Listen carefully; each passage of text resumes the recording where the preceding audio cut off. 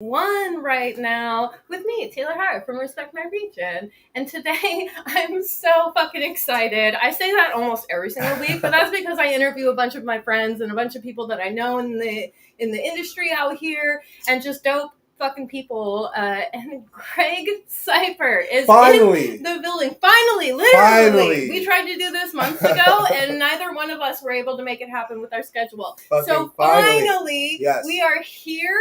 It is heating up in my apartment already. Yo, because you rolled this fat ass one. I couldn't even wait to light it. I'm sorry. He couldn't. He was already in his mouth ready to go like, before I started let's this. Get it. I rolled up a full quarter of the Golden Wedding here from Sweetwater. I was super excited when this came into our shelf. They brought us, it's a small batch delivery that they gave us because they didn't give us too many units of this, but it's golden, pineapple, and wedding cake crossed together. And I was just like super jazzed that they brought it in, and it's almost actually sold out at our store already. So I'm glad I brought Sweetwater. Yeah, I had originally bought just 1/8 of it, and then I went in last night because I needed more oil. And I was like, you know what? I'm just going to get another 1/8 of it and then roll up both of it. So both of these are an 1/8 in size. So we're about to smoke an 1/8 to the face and talk about some shit because I know Greg has a lot of like similar interests in music as I do. Oh, yeah. And there's so much to talk about. So this is going to be a wild, wild episode. So I'm going to go ahead and spark this up real fast. But let's just kick it off with what is some of the new shit that you've been listening to, new releases, new artists? Ooh. Like who's been in your playlist like super heavy? Well, I don't know if anybody new has been in my playlist. I really only listen to old shit, which actually is like, I guess like a trend in the industry right now. Like a lot of people are not listening to newer artists; they're listening to older music. So, I really been in like I want to say like a 50s, like 60s, 70s phase right now. There's a lot of like old Motown and rock and shit like that. I just like the simple like formulas and the topics and shit like that. Like they're easy, they're relatable. You get the dope and then you move on. You know, songs are groovy and then it's like, oh, I just want to play that again. You know. I guess some new artists I've been fucking with. I'm a big fan of AJ Suede. I love AJ. That Oil on Canvas just dropped. Yeah. Honestly, fucking Blue and Exile show was such a great, I feel like, representation of kind of like what my playlist has been like lately. Very similar to what you're talking about. I listen to a lot of newer shit recently too, though. But Blue and Exile just celebrated 15 years of Below the Heavens, and it had AJ Suede was there, Milk was there, and the homie Andy Savoy. Yep. It was a crazy show, but it mixed a lot of like new shit that's been releasing with some classic older shit, which was cool. So yeah, and we need that. Like we need those. Like you know, because I think the hip hop community out here, the hip hop fans that like that style of rap, like the the boom bap shit. Yeah. The lyrical shit, whatever you want to backpack, whatever you want to fucking call it. Yeah. That crowd is still out here, and I think for a few years there, like in the early like kind of trap beginnings, or maybe like the height of trap, there was this perception that shit just could not sell or. Right. Is not viable, or people ain't really checking for that shit when they are, and they always have. Yeah. And I think it's just about how it's presented, and certain artists like Westside Gunn and Benny and all them guys, along with a few others, on both sides have made it cool again, low key. Yeah. So I feel like cats like AJ's been doing that type of style for a very long time. Yeah. And so for him to finally get his flowers is dope. Yeah. And like, Wisdom too. It's like, he was on the show, Andy and Milk. Guys like this who've been in the game forever. Yeah. Who maybe, I'll speak on my experience. Like, we were doing backpack shit forever. And then we switched up and started doing some trap shit, Yeah. I don't know if looking back I would do that again. But yeah, it's like... But it was in the moment. It was in the moment. Yeah. But, I feel like now cats can really just be themselves. Focus on being good rappers. Focus on getting good-ass beats, you know, and the crowd is there for that. So that's awesome. That show was lit. Yeah, that show was incredible. But yeah, I've definitely seen that circling back to like full albums, just like an actual piece of art, not just like banging out singles and shit, even though people are still doing that. But like I feel like people are more so coming back into, I think, and this is what I think the pandemic really did, was allow people to tap back into who they were and then explore those things. I know I started exploring a lot of things that I used to listen to in my childhood. In my childhood, I listened to so much more like pop and rock and like so many different things because I had both of my parents to influence me. And like my dad is super like heavy metal, death metal, but also hip hop. Okay. And then my mom is more the R&B, soul, pop, lots of hip hop too, because my mom knows like every word to NWA.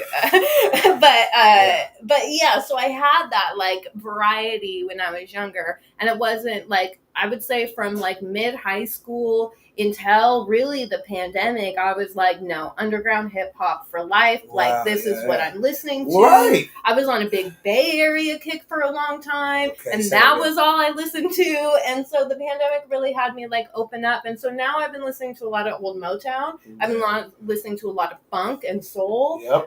Josh Waffles, shout out Waffles. Shout out Waffles. For real, he let me borrow Weedle's Groove, which is classic Seattle shit. Yeah, 100%.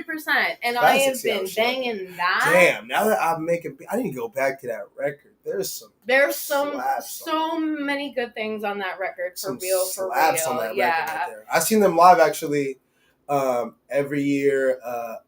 There's a Moja Fest in the Seattle Center where they throw a bunch of free shows. Wale plays it every year for some reason. I don't know why Wale. Because Wale loves Seattle. I guess I ran into Wale at Bellevue Square one time. He was That's so funny. He was a dick to me. That's I was like, so can I get a picture? He's like, you know what I mean? I'm like, yo, man. He's like, nah, man, I'm just in Bell Square chilling. Yeah. All That's right, so fucking funny. But yeah, Wale's played it a couple times. But yeah, they had Weedle's Groove, like they brought all the old bands together to play. Oh my god, that was insane. Dope. Yeah, that's super fucking cool. That's another thing that we do have in common. I was fucking born in Kirkland, raised on the east side. I was raised on the east side. I wasn't born in that motherfucker. No, fuck you guys. He was not, but it relates because he did live on the east side. Yeah, shout out. I lived in Juanita, and you know what I'm saying, for any of those Kingsgate babies out there, man, you know what I'm saying. I went to school in Redmond, so shout out to all my Mustangs and shit. Even though I have not been back in a while, I probably won't be back in a while. Yeah. So shout outs. The police presence out there is a little strong. You know what I'm saying? It's a part of this area that is just like somehow not really a part of this. They area. have nothing else better to do. Yeah. They have nothing else better to do. Very true. I try and avoid the east side as much as possible. Yeah, don't drink and drive over there. Yeah, for real. That's how they get their money, man. They taxing us. Absolutely. But one thing that you fucking mentioned, just like a blip in, that I'm really excited to talk about, is the last time that we talked too.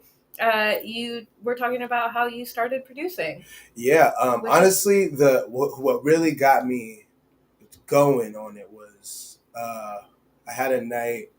I'm trying to remember. I think me and my man Rick been rocking. Right. My man Rick Reams, for those who don't know, man, shout out my guy Rick.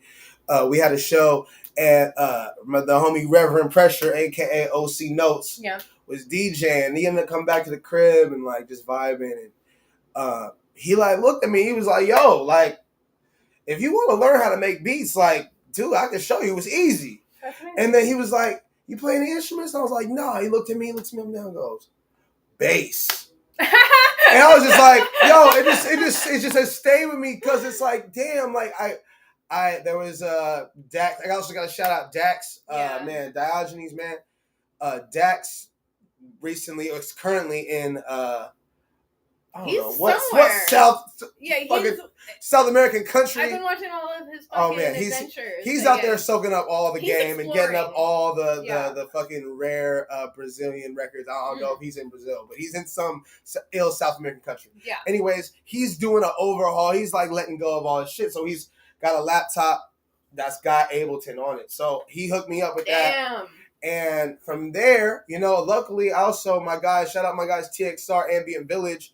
Them guys were living next door to me at the time. So it just was the perfect storm of, okay, I have this equipment. I'm inspired to do it. Yeah. I acquired the equipment.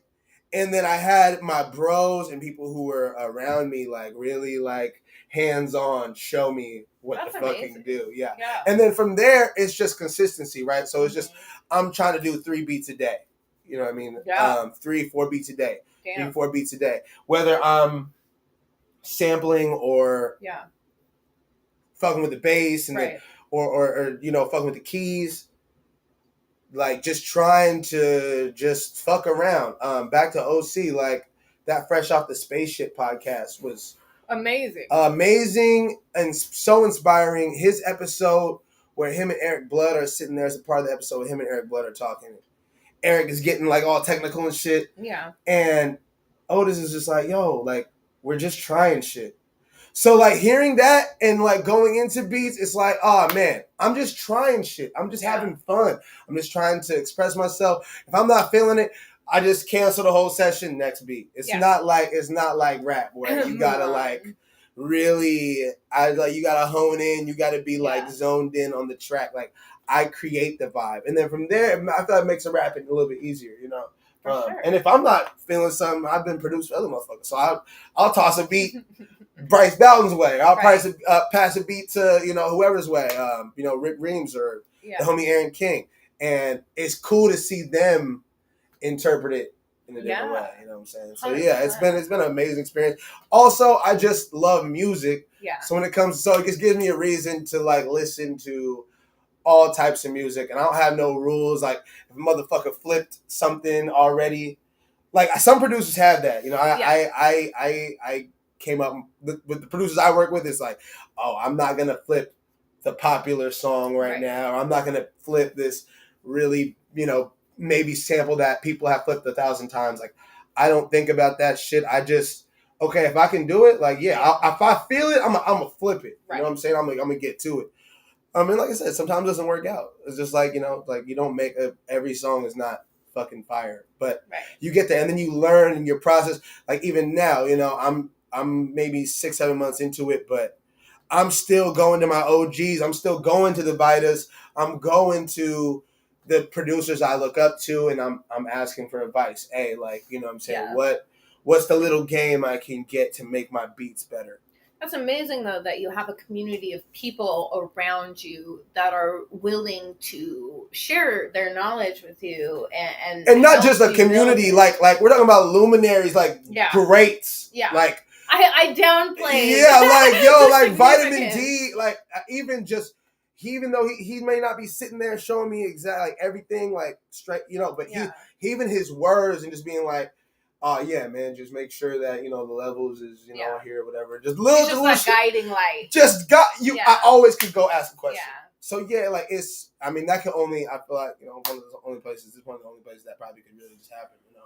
Yeah. What's your favorite thing that you've flipped, sampled? What beat you've made? Like, what kind of vibe? Okay, I gotta give you 3 because I love all my music, man. Yeah. Okay, so I flipped.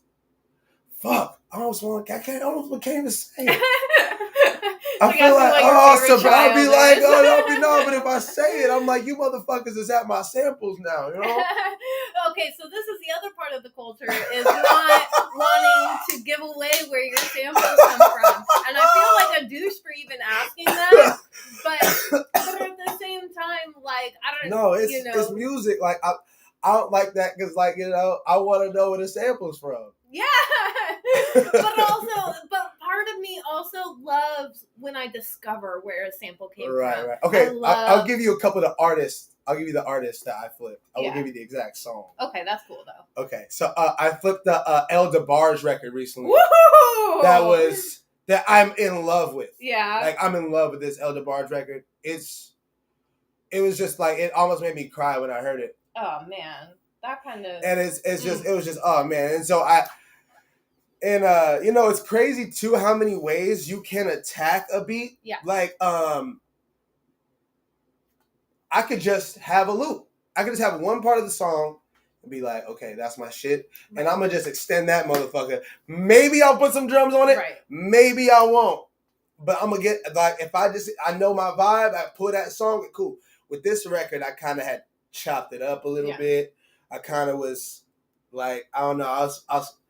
I'm bringing different parts. I'll take a sample and I break it into pieces and I put it back together like on some Frankenstein shit. Yeah, for real though. And it comes out like beautiful. And I'm like, oh, dope. Okay, I'll flip the record. You know what I'm saying? But okay, so El DeBarge. I flipped some Ray Barretto. Ooh. That's probably my favorite shit. That's probably one of my favorite shits I've ever produced. And I was getting love from that, from Vita, the Vitas and the homies. That was like, oh, that's cool. Yeah. One of the homies, them niggas ain't impressed. What was I gonna say?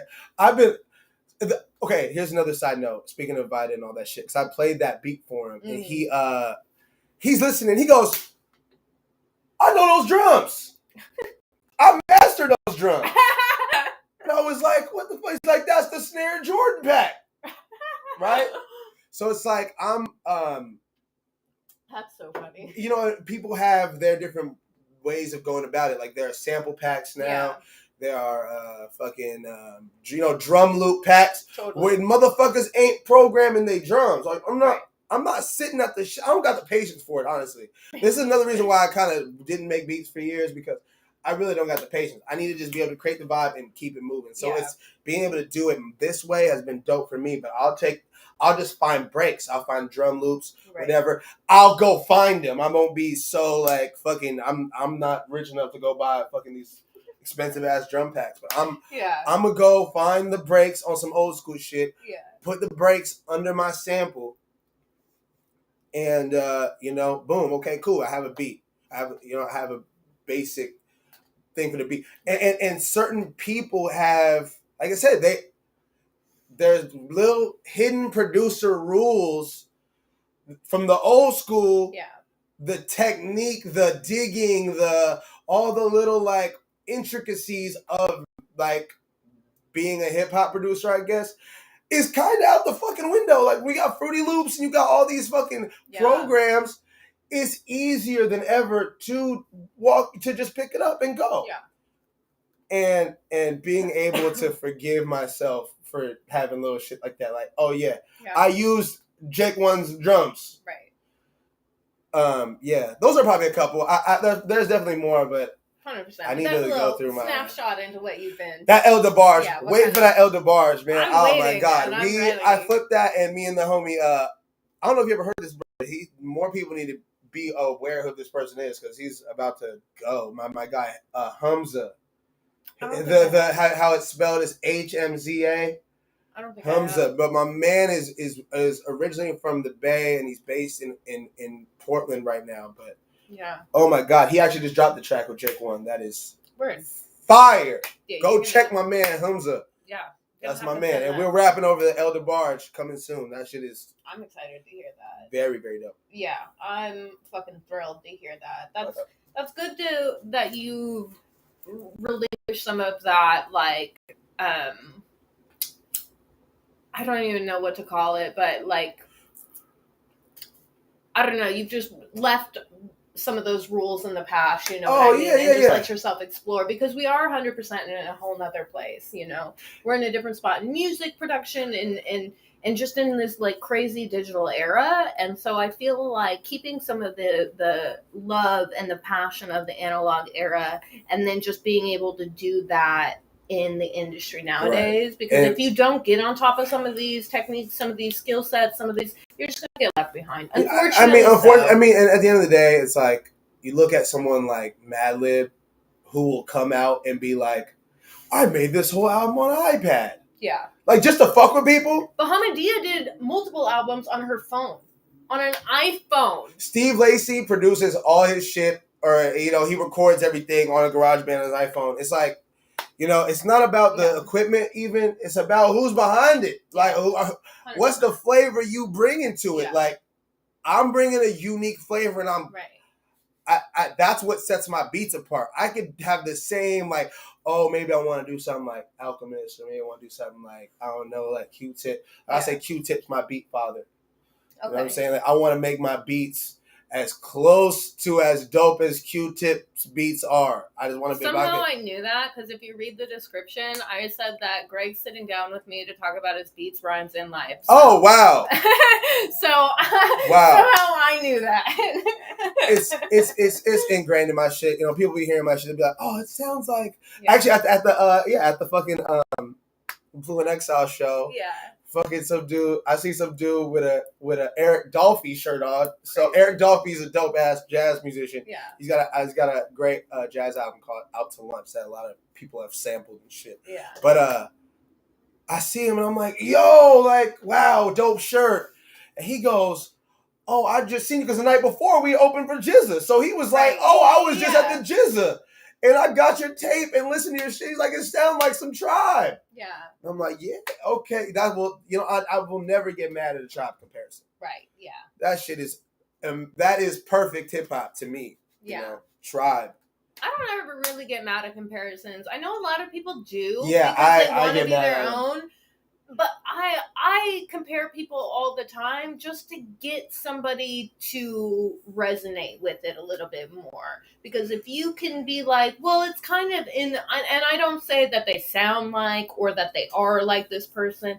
It's in the same vein for me. Right. I like to lump people together so that you can kind of get them, and it's like, oh, you like this, you're going to like this person because they're roughly in the same and this is kind of my problem with hip hop fans and people who casually like I hate to say it because the casual hip hop fan is what pays motherfuckers bills. Yeah. But hip hop to a certain extent has to be this at least okay, this is a quick metaphor. I'm a big fan of wrestling. Yeah. So wrestling before it was like public knowledge that it was like this is scripted or it's however you want to describe it, it's choreographed, whatever. There's a great documentary about China on Hulu right now. Shout out China. I literally watched it yesterday morning. Thank you for letting me know. I didn't know. That's fire. I gotta check it out. Yeah. But like, the before the business was exposed, right? It's kind of the fans enjoy it, but they don't know what the fuck is going on behind backstage. 100%. And so I feel like I wish hip hop had a little bit more of that. Like we were a little more enclosed as a world. Like you either fuck with this shit and know what it is, or you just are, you're just peeking in and like, oh, what's going on honestly, here? I think we're moving past that. Like, I think hip hop is definitely taking a little bit, although I think it's taking a little bit of a backseat to the mainstream. Although if you ask anybody, all of the mainstream shit is hip hop when it's not. It's not hip hop. It's not hip hop. They take a little bit of every genre. Yeah. And then they mix it into one fucking song. And it's called pop music. It's just pop music. Because it's popular music of today, okay? Facts. Stop fucking calling everything hip hop. This has been bothering the living shit out of me lately. Me too. Everything is hip hop and everybody's a fucking rapper. Everybody's a rapper. You singing. You singing the whole record. You're a rock star. You're making rock music right now and you're classifying it as hip hop. And I think even some of these artists get mad when people say like, like such and such is a rapper. Yeah. Like that clip of Lil Uzi being on I believe Hot 97. He's like, bro, if you put on a hip hop beat, like I'm not gonna be able to rap over that shit. Right. I'm not gonna rap over that shit. He's like, bro, I'm a rock star. Like I don't be. And it's just like, they don't even see themselves as fucking rappers. Yeah, people classify them as. They don't consider themselves hip hop. They like, I am a fucking this whatever the fuck. Even though you ride, all you motherfuckers ride hip-hop's coattails where the fuck you want to go. You get in the car. You don't put no gas in the car. They don't fucking say thank you. They ride it to where they want to go, and then they jump off. Just like any of these motherfucking Miley Cyrus, Post Malone, all these like, yeah, you can jump off the hip hop bandwagon and do some country shit any fucking day of the week. Yeah. And Machine Gun Kelly, same thing. Too, yeah. And I'm not trying to take shots at them, but I'm just saying it's easier for these motherfuckers to just use the culture as a vehicle to get to where they want to get. When the people who fucking lay the foundation and who keep the fucking car going, right? They got to struggle. And if they want to step out of the car and do some other shit, they get looked at weird or whatever. You know what I mean?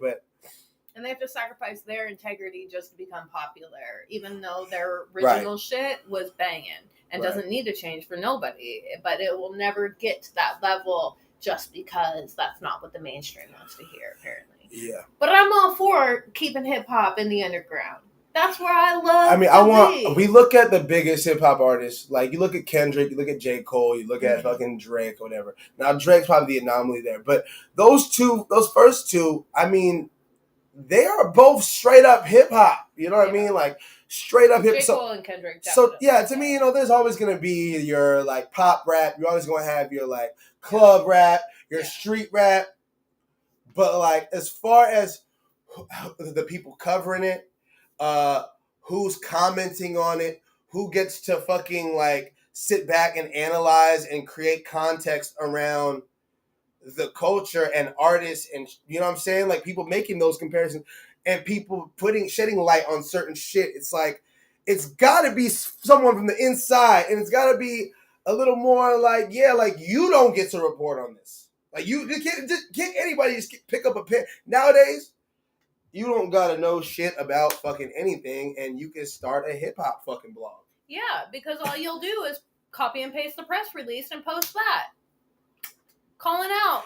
Damn near every fucking website I go to. I try and do research on an artist. What do I find? 14 different articles that are the same thing because they copy and pasted the press release instead of doing any fucking thing. And you know what? Half the time the artist will share that article before they share my article that I spent hours and hours of time dedicating to your music and dedicating to analyzing it. So fuck a lot of these blogs that do that shit. Hey man, a lot of these blogs is fucking obsolete. If you ain't doing shit like we doing right now, where you not only tapping in with the artists, but also being involved. Like I would say, like me and Taylor go back many years. Yeah, we've actually put in work together. Taylor is from the culture. Okay, this is someone who has been in this bitch, been doing this shit, been worked with some of the most dope minds in the Seattle hip hop game. So it's like if you ain't coming from that shit, if you ain't put that work in, you just. Like, I don't even want to hear these motherfuckers. And a lot of these people who are getting these jobs are at places like Pitchfork, Complex, these big fucking, whatever, the hip-hop fucking cover, these fucking companies that cover hip-hop. A lot of these people are not from the fucking culture, man. And they have no way of putting this shit in the right context. Right. Yeah. So, yeah, fuck y'all. Yeah, fuck all y'all. You know what I'm saying? Y'all doing that lazy ass reporting, just putting motherfuckers press releases in your fucking blogs and shit. Fuck out of here, man. It really does. It irks me, and I know you feel the same way. You have to feel the same way because I know you love music just as much as I do. But these fucking bloggers, and I don't say bloggers like, all you bloggers. There's just some bloggers I really fuck with. Yeah. And podcasters and personalities that report on the culture correctly. Yeah. But it started with like when we first started rapping, honestly, the blog era, it was these corny motherfuckers in these offices who got no context on the culture or care. Right. And these, when we talked about it earlier, when we just walked into the conversation, like how rap, like hip hop, underground hip hop, the value was taken away. I feel like these guys were some of the main culprits just by what they were typing. Right. Just by what they were shedding light to. Y'all took value away from the underground shit. It wasn't until we fucking had to buy, you drop projects every fucking 2 months, vinyl, like everything you're saying. Yeah. We had to do all that to get it back. Right. But like those nerds who just don't know shit about hip hop, not even the culture, y'all fucking reporting just, and then that shifts public perception. 100%. What I've noticed, and even to this day, I'm not going to call anybody out because I don't think that it's necessarily on them that they're doing it intentionally, but I've even edited some articles as of late where I've had to change the tone of voice and change some of the things that they said because they have these still systemic fucking influences of racism, misogyny, of a lot of fucking different bigoted, ignorant shit that I don't even think that they realize. They don't even realize it because it's been ingrained. You cover ignorant shit.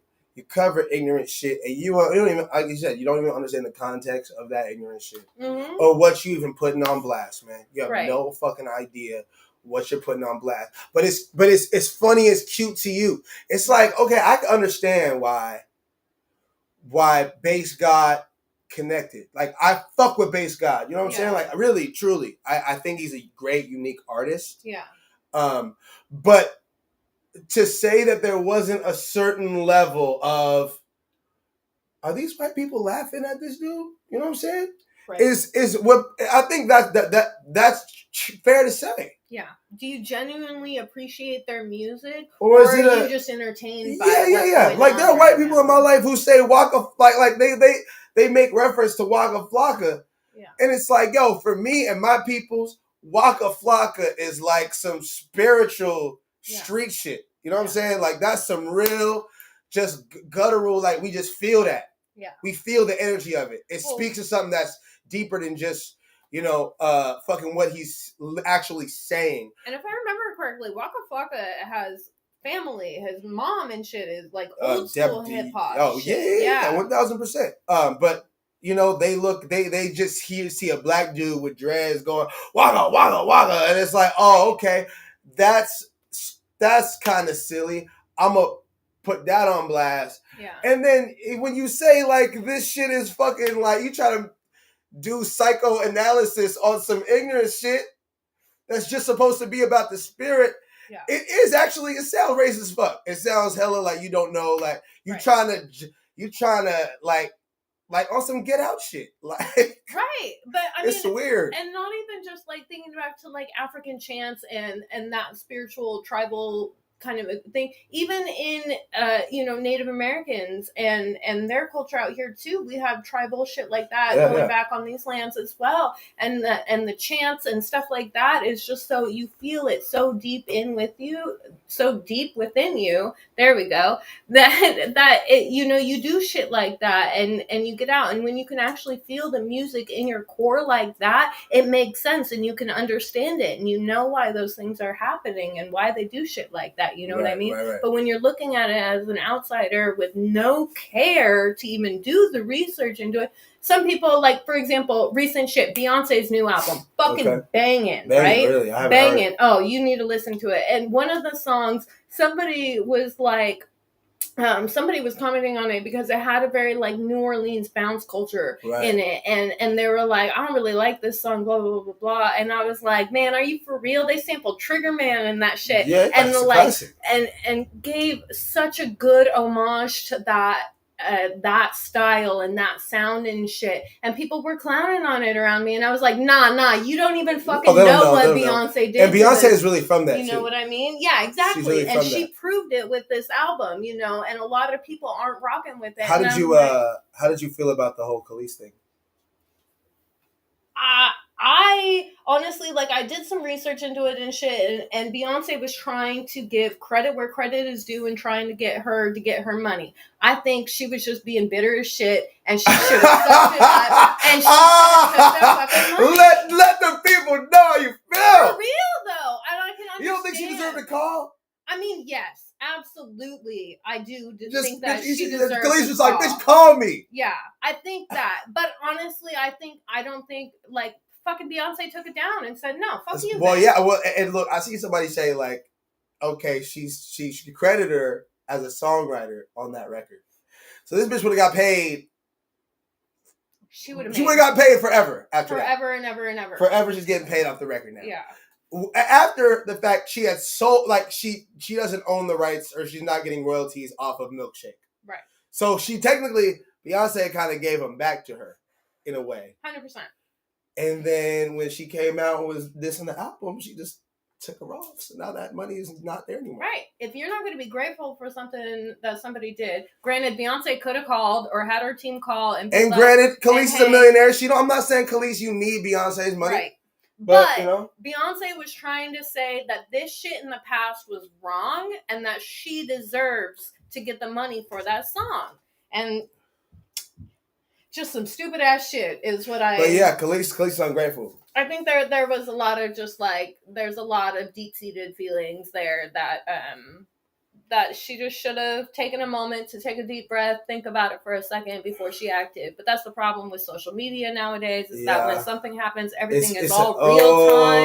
And it's real fucking fast. That's facts. That's factual. So, yeah. So it's difficult, because I bet now that she's thinking about it, a little time has passed, and now I feel like she might feel a little bit differently about how things went and how she could have approached things. Because I know I even do shit in the moment that I regret instantly sometimes.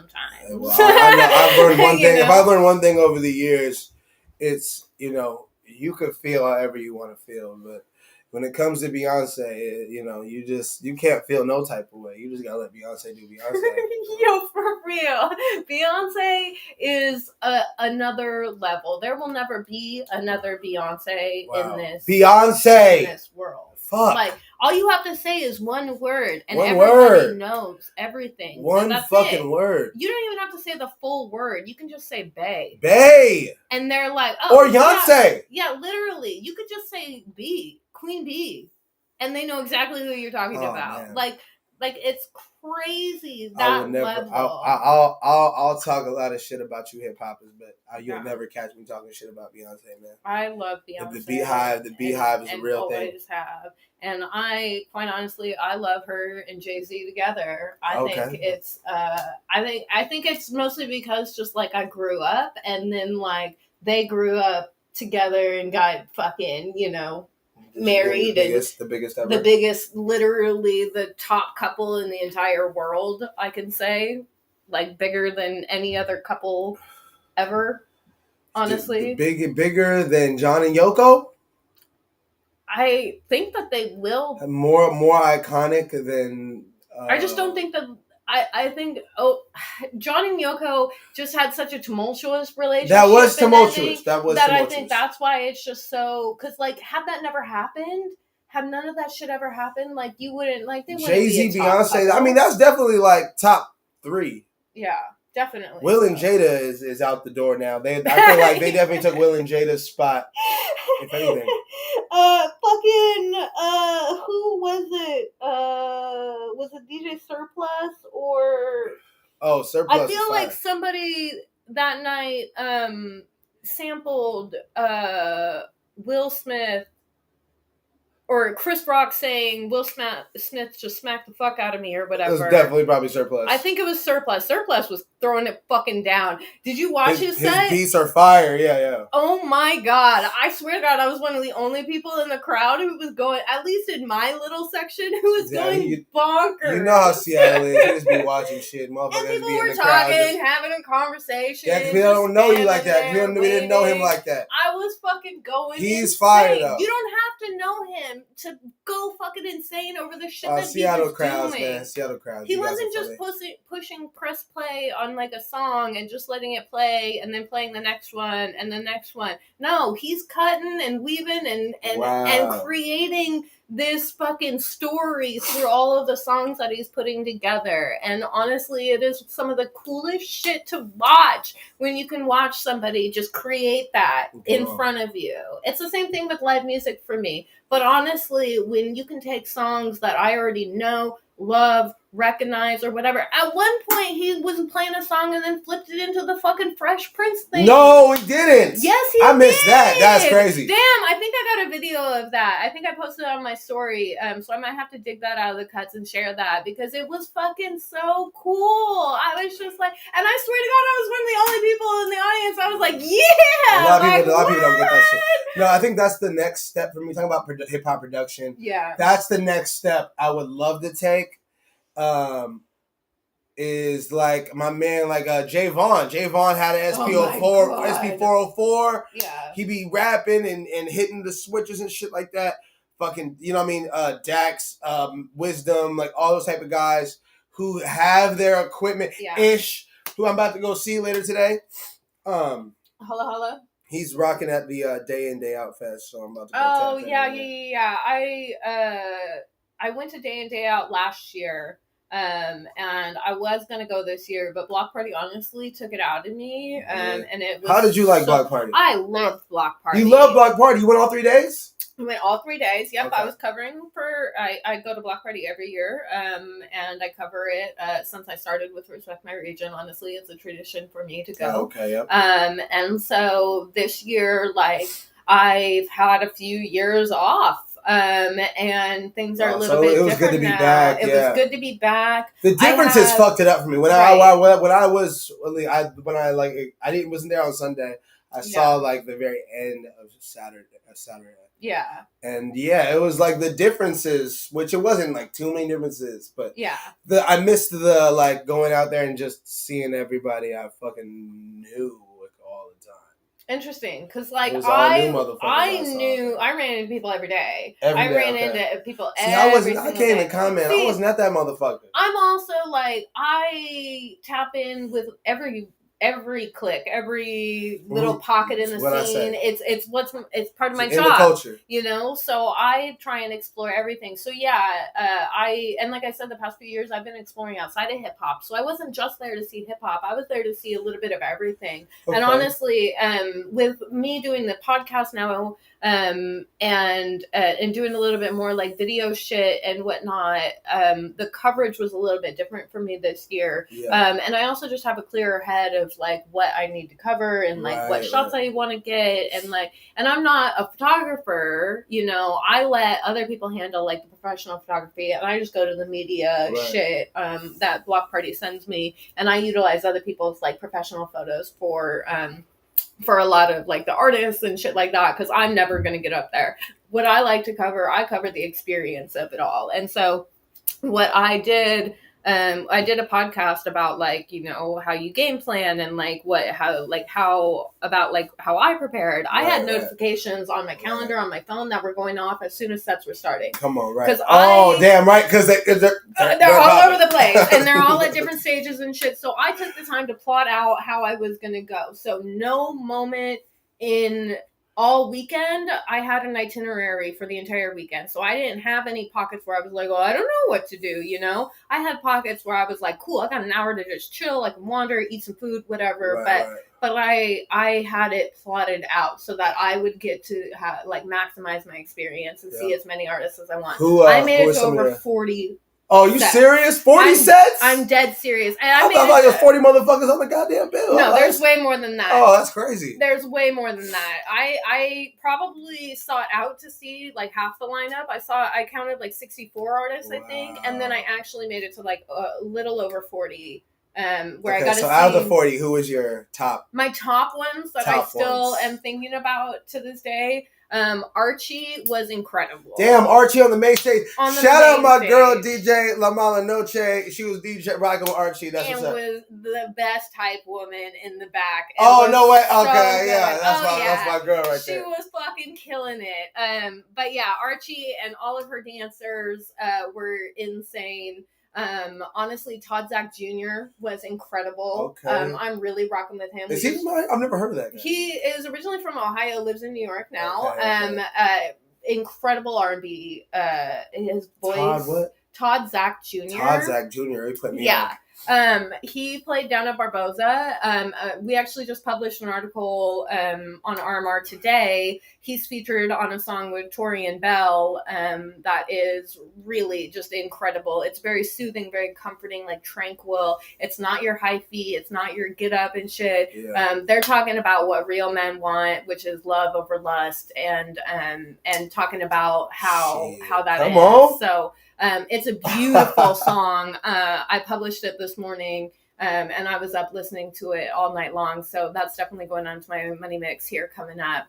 But yeah, Todd Zach Jr. was great. IDK was one of my favorites of the whole thing. IDK is so fucking fire, and I could tell that a majority of the crowd just got hip to him recently because they were rocking with his newer shit, and then once he's played some old shit, I was off to the side like, yes, like I'm so fucking hyped, and like only a few other people were definitely rocking with that shit. But yes, it had been a long time coming, so IDK was fucking fire. There was honestly so many people, but Rel Be Free was insane. Rel Be Free, shout out Rel Be Free. Yeah, his set was so good, and Moni ended the night, ended the whole weekend actually for me, and it really just like restored all of my energy, and like I could literally, like, this was one of those moments. I had a really rough day actually. Silas Black laughed at me. Oh, Silas Black laughed at you. I went to go watch his performance, and I walked in, and I just was like super enthusiastic, and I gave him like a yeah, and he literally just had to stop and started laughing. I'm like, yeah. And Silas Black is the god right there, man. Hey, you know, he's you should feel privileged. Because honestly, I know Black, and Black, it's kind of hard to make him laugh. So that's good, but not at the same time. If you get him a little bit out of character, a little bit, I think that's a good thing. I think he's fucking with you. I understood and like where he was coming from, because I think I was actually wearing this skirt that day. I was definitely like looked real like nice white lady, basically. Like if you didn't know who I was, like you would just think that I'm like probably just like some fucking white girl, right? Yeah. So like I understand and I get that. I was definitely high on shrooms, and it like left a bad taste in my mouth. I'm not gonna lie. Yeah. I get you. You got put on the spot a little bit. Yeah, because there was like 5 people in the building. So... yeah, you have to put a million. Hey, by the way, I'm glad that they gave Vermilion an official block party stage. Me too. I'm happy they gave Cafe Racer a little, you know what I'm saying, Capitol block party stage. It's been overdue. Yeah. They've been fucking doing it for years. Yeah. And been, you know, doing it on the fucking block. Right. And yeah, give them a fucking budget too, man. Yeah. You know what I'm saying? Let them put the real in there. So yeah, it was really cool. Black. It was just kind of corny. I was like the one person out of everybody in Seattle. Like, I know you don't know me like that, but like, used to that. They're used to that. They're not used to that out here. They're not used to the crowds getting hyped. Yeah. They're used to the crowd watching and going. Yeah, but I mean, you're a block party dog. Like, nah, man, that's the thing. Like, when has Capitol Hill Block Party ever fucking booked Silas Black? Pay Silas Black. For real, though. Good. I'm happy he got his slot this year. But like, real talk. I was very happy with the amount of different people that were on there. Yeah, good. I'm so happy for all the people. It was a step in the right direction. There definitely could have been more and more like people that don't usually get put on that could have gotten put on. Yeah, that's what I'm saying. And they're just as talented. But there are, and I think also, like, look, man, we got to keep it real too. It can't be no fucking like. I want us to have these spaces, especially on a stage like the Capitol Block Party, to actually platform the motherfuckers that are really killing shit. Now there's motherfuckers out there. There's 1,000 and 100,000 artists out here doing their thing. Yeah. I'm not trying to knock anybody, but like that shit should really be reserved for the niggas that are doing shit that are really, really killing it and are relevant and are gonna bring eyes and people to the fucking festival. 100%. So like, you know what I'm saying? I feel like if I was to change anything, if I was to criticize it, I'd be like, look, man, the curation has to remain at a high level. Yeah. You know what I'm saying? We need to make sure that, and I'm not even like saying that for like me or my niggas. Like, it's just like for the town. Like, there's dope motherfuckers who don't get it because of, you know, whatever. Oh, I'm gonna put my homie on as opposed to putting the motherfucker who, you know, the art curation as a town is everything. Yeah. Whether it be shows, your how you're mixing your album, your collaborations, who you're aligning with, like whatever you do. I feel like the curation is fucking everything. How are we? What are we putting are we giving our best foot forward, representation wise? Yeah. 100%. And sometimes it's fucking lagging because of fucking nepotism and bullshit. But like, yo, absolutely, just put the dopest niggas on and we'll be fine. Yeah. And the Capitol Block Party should be a festival where, you get to see big artists, but it should be a fucking festival filled with local motherfuckers. You know what I'm saying? Where you can explore and learn about new people. I found one of the dopest punk bands called Lysol. That is a Seattle-based punk band that they played down in Cha Cha Lounge. What? They're called Lysol. They're called Lysol. I love the name. And they Shout are out anything but clean. It was the grittiest, grimiest, dirtiest. And I walked down there and I was in Cha Cha was hot too. I bet you it was hot as fuck. Oh my god, it was all sweaty and sticky. And there's all the red lights, so it literally felt like hell down there. So it was the best shit. Most people don't really, I mean, some people know, but I grew up in the metal community out here. I talked about it quite a bit. And so going down there and seeing that shit just brought me back to being a little, I was back to being like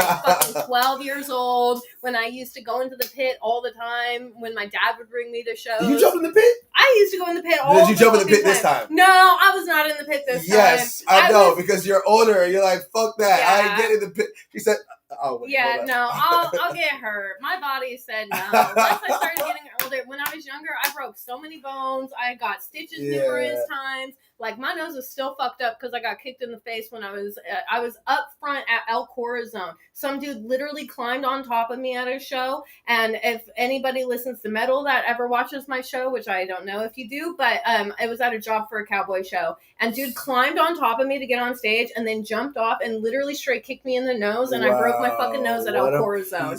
That sounds like a fucking song title of some kind. But yeah, I legitimately broke my nose at El Corazon. So, right, you know, that's metal. That's heavy metal right there. And metal and hip hop have so much in common that it was a natural transition for me just to go into the hip hop community out here. But I've been straight supporting Seattle music forever. I was thinking about it earlier. I remember being at the Crocodile when I was like 18 or 19, I think. And I had to be upstairs because it was all ages and 21 downstairs.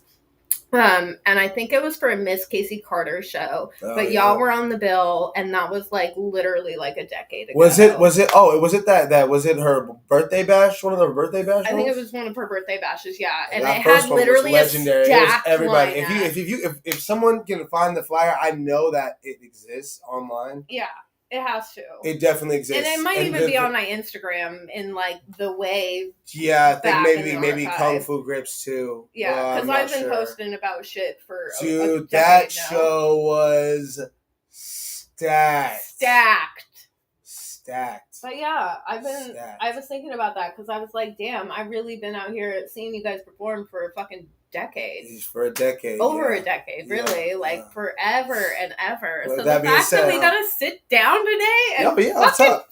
Yeah, I'm trying to get I'm trying to get that reunion bag too. You know, I mean, obviously I'm doing my thing right now. Yeah. But I'm trying to get that Kung Fu Grip reunion bag coming. Y'all need to somebody put together a bill and a bag. For real. Let's get it and in. Go listen to 2KFG. I listen to this album all the time because it is literally start to finish one of the fucking best albums ever. Come out of Seattle. For real. Yeah. There's a lot of them. I'll say that about a lot of albums because there's a lot of different albums that I fucking rock with. But this is literally like start to finish a phenomenal album. Yeah, big shout out Keyboard Kid. For real. That shit is fucking banging. But that brings us to the end of the hour here. So. Oh yeah, I'll also go listen to Third Stone at Home Base. I was gonna say you have a few minutes. I cannot believe we didn't even talk about that, which means we need to do a part 2 with Greg. I will happily come back and smoke another 8. Yes, I will happily roll you another 8. I'm definitely high right now. What's it called? Yeah, go bump that shit. Yeah. I don't know what I got coming up, but I got more music and fly shit happening. But yeah, just go check those out, aka Greg Scott Cypher on Instagram and all that good stuff. So, it's down at the bottom of the screen.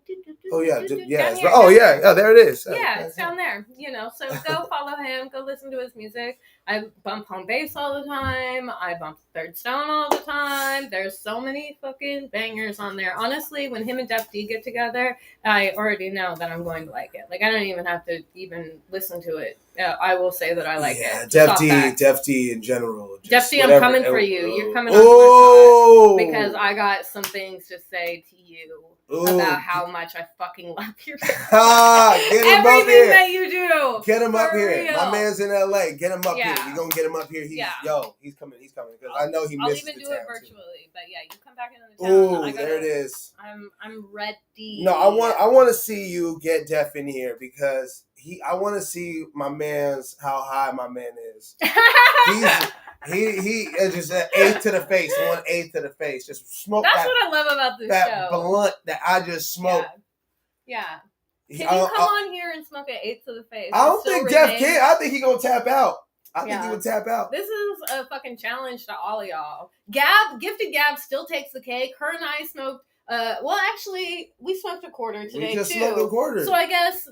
I think we smoked another one after the interview too. So I think she still takes the cake with the most amount of weed that we smoked in an interview and still remained somewhat on topic. Oh yeah, we went all over the goddamn place. But yeah, we just smoked a quarter, an eighth between both of us. Yeah, so, shout out Sweetwater. If you coming on here, just know you got to bring your lungs. And if you don't smoke, just let me know ahead of time because it gets real awkward if I rolled up an eighth for myself to smoke and you're not going to smoke with me. So I'll swap to like some CBD or something and I'll adjust. But just know that if you're coming on Blunt Talk, I want to smoke a fucking blunt with you. I'll roll it. I'll bring the weed. Like, that's what I do. So just come smoke with me and come talk about music because I fucking love music. Like, that is an understatement in and of itself. So yeah, I love it. Yeah, same. Yeah, I for agree. real. That's love why. Love music, man. Literally, it makes me uber passionate, emotional, everything. Yes. So. Yes.